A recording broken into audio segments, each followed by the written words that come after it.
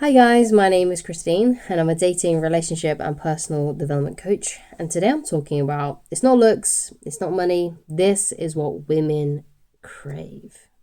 Okay, and this is one of those things that I think is often overlooked by a lot of guys, and they might not necessarily take this into the equation. Okay, and so basically, in a nutshell, what I'm going to be talking about today is maturity. This is one of the things that women crave in men. Now, when I say maturity, I don't mean old, right? As in like, oh, women are more attracted to men who are like 50 or in their 60s or something. That's not what I'm talking about when it comes to maturity. I'm talking about, yes, women will often date men who are a little bit older than them. So, for example, in my own life, my parents, for example, my mum is about 5 years younger than my dad. So, yeah, she has dated a guy who is matured in age more than what she has. But the reason why a lot of women pick men who are that little bit older is because they have matured more and they've gotten out more of their teenage stage, right? This is why you'll find like a lot of guys don't actually lose their virginity until they're in their early 20s, because when they're a teenager, they're still acting a little bit silly, you know. So there's one of those in-between stages, and the women are doing the same thing too. Teenage girls are doing the same thing too. So, you know, you'll find that they just, you know, teenagers just act a bit silly. They just act still like sometimes they can act like a child because they're still in that in-between stage of going from a child to an adult, okay? And obviously, you know, women who are perhaps, you know, well, teenage women, for example, they're going to then be more attracted to those guys who are like a little bit mature, who's like maybe like a few years older, or, you know, it's very rare that you'll find a woman like who's maybe like 20 something dating a teenage guy, right? It's not a very likely thing that you're going to see happening. Women don't usually date men younger than them. They usually date men older, and if not, then they're usually the same age. But let's talk about maturity for a moment, because and the parts of maturity that you may feel like you need to adopt for yourself so that you can appear more like one of those guys that women crave. So one of the things that a mature man has that often a younger guy doesn't is, first of all, emotional self-control.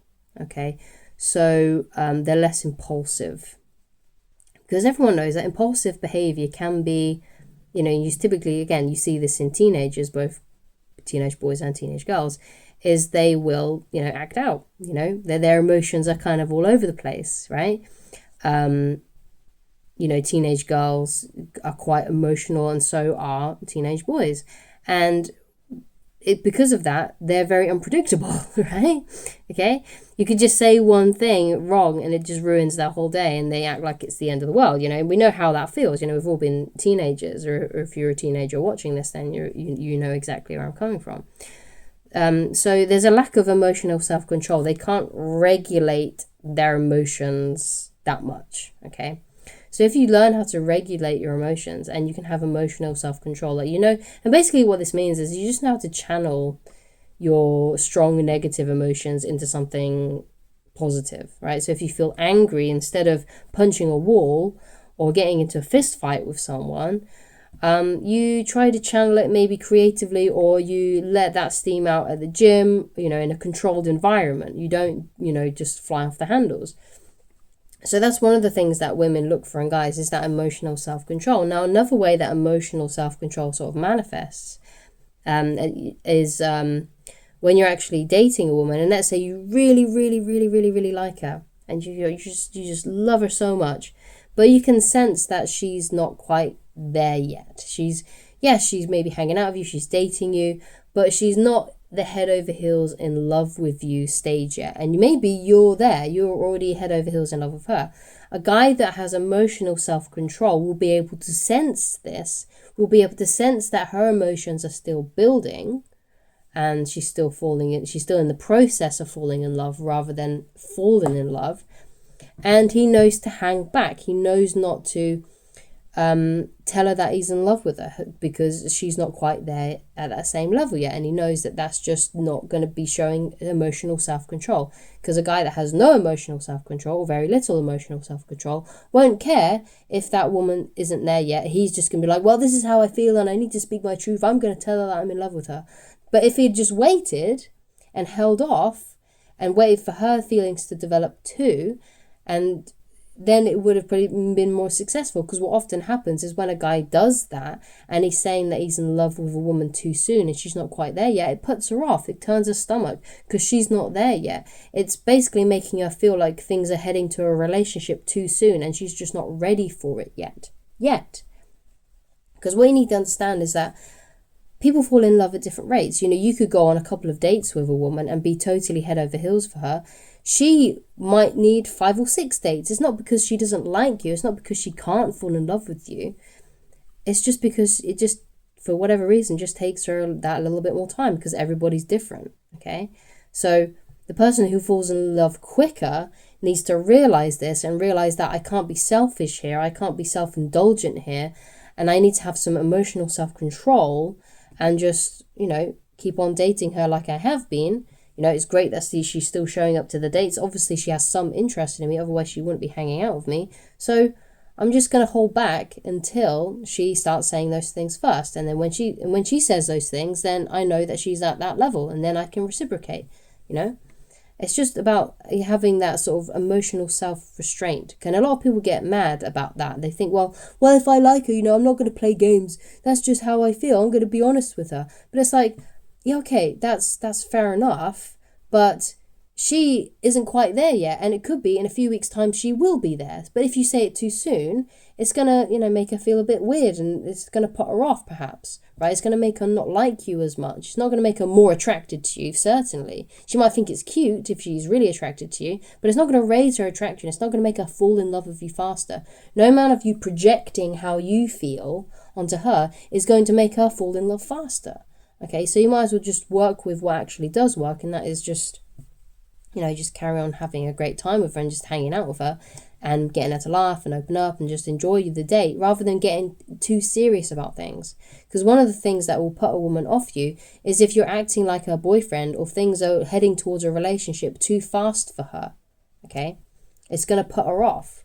And I'm sure you've had the same experience as well with yourself. Like, for example, let's say that you were talking to a girl, then all of a sudden she was head over heels in love with you, but you wasn't quite there yet. You didn't quite feel the same, and you'd only been talking to her, and now suddenly she's acting obsessed with you, right? It puts you off. It makes you feel weird, and that's exactly what's going on when the roles are reversed and you're doing that to a woman that you find attractive and she's not quite there yet. Which is why I say it's always a good idea to just let her say things like I love you or I like you first, because then you know that she's ready to hear it back. If she's saying those things, she's ready to hear those things. So it's about having that emotional self-control and being able to rein yourself in and control yourself, okay? So another thing that comes into maturity as well is sort of like social maturity too, like the things that you talk about. If it's something that you would probably talk to your guy friends in a locker room, it's probably not a good idea to talk to them about women. So don't say like really immature language like boobies, things like that. Immature jokes, like really immature innuendos.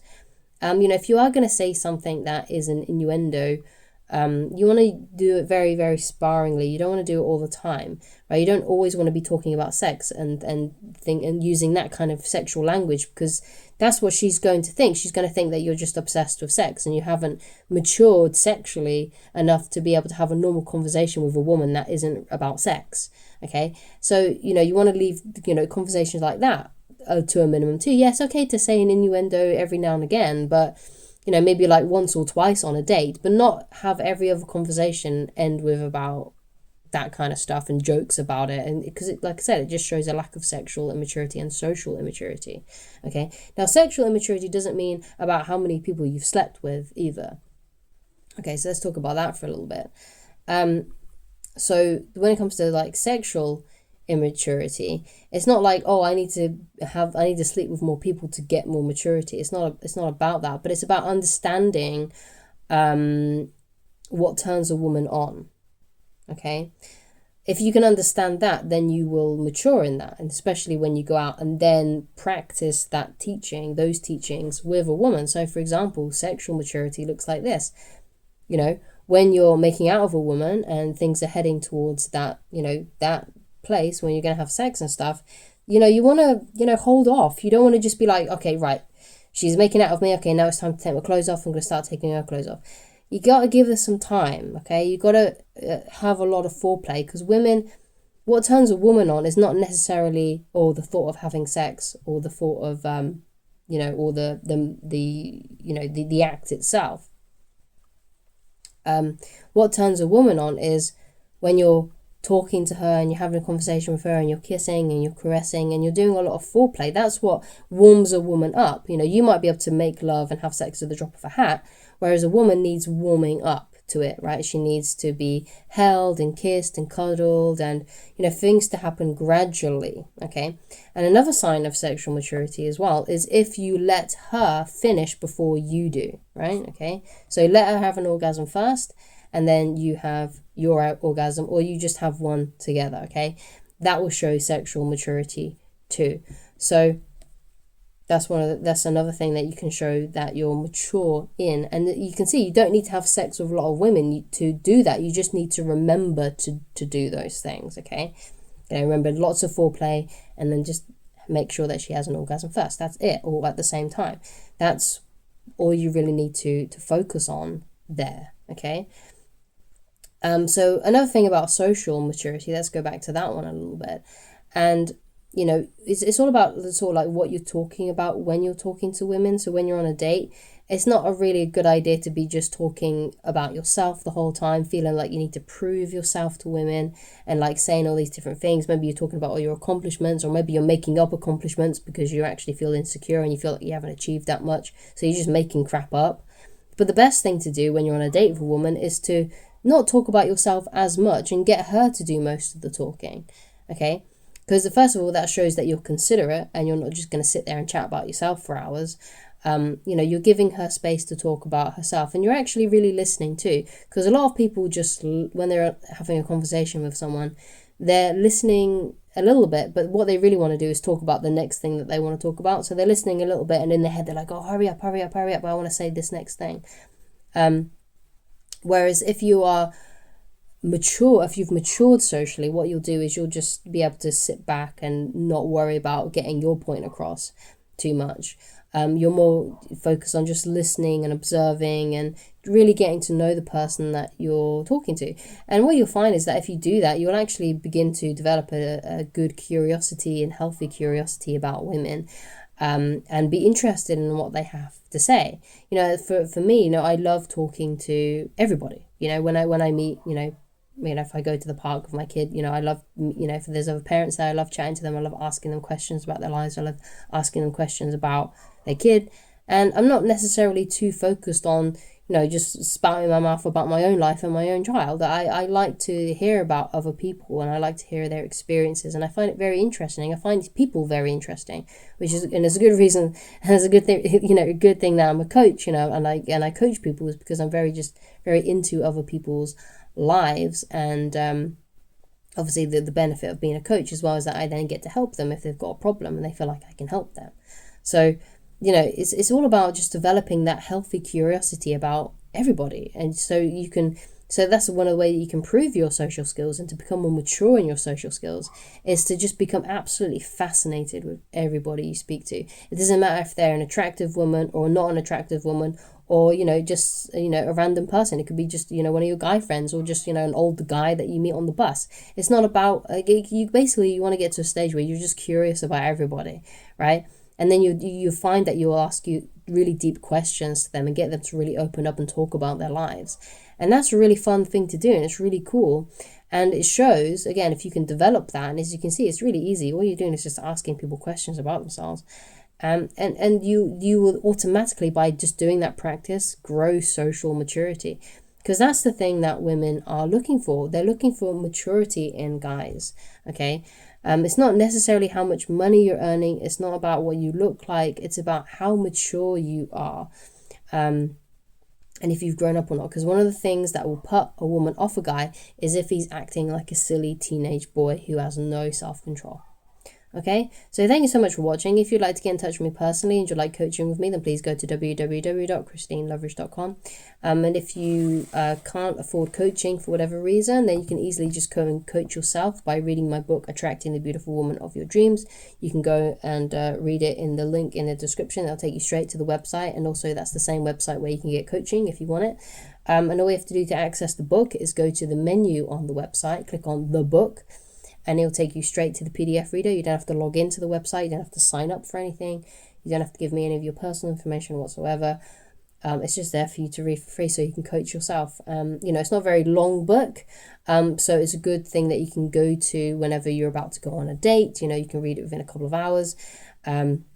Or just when you feel like your confidence has taken a knock and maybe you got rejected or a date didn't go as well as you wanted it to. Just something that you can come back to time and time again, just a companion for you along this journey of life and finding romance. And also when you are in a relationship too, it's also very important as well to keep on studying this book, because there's a section in there about keeping the magic alive long term. And if you get a good view of this, okay, and you really understand it and you can basically recite it, right, without even looking at it, then it's going to be, romance and interacting with women is going to be very, very easy and effortless for you. And you're going to be able to keep your wife and girlfriend interested in you as well. Because one of the big complaints that I get from guys about women is that their wife or girlfriend is no longer interested in sex. So you can learn how to keep the magic alive in this book. So when you've attracted the beautiful woman of your dreams, you can then keep the woman of your dreams. So thank you so much for watching, and I shall talk to you again very soon. Goodbye.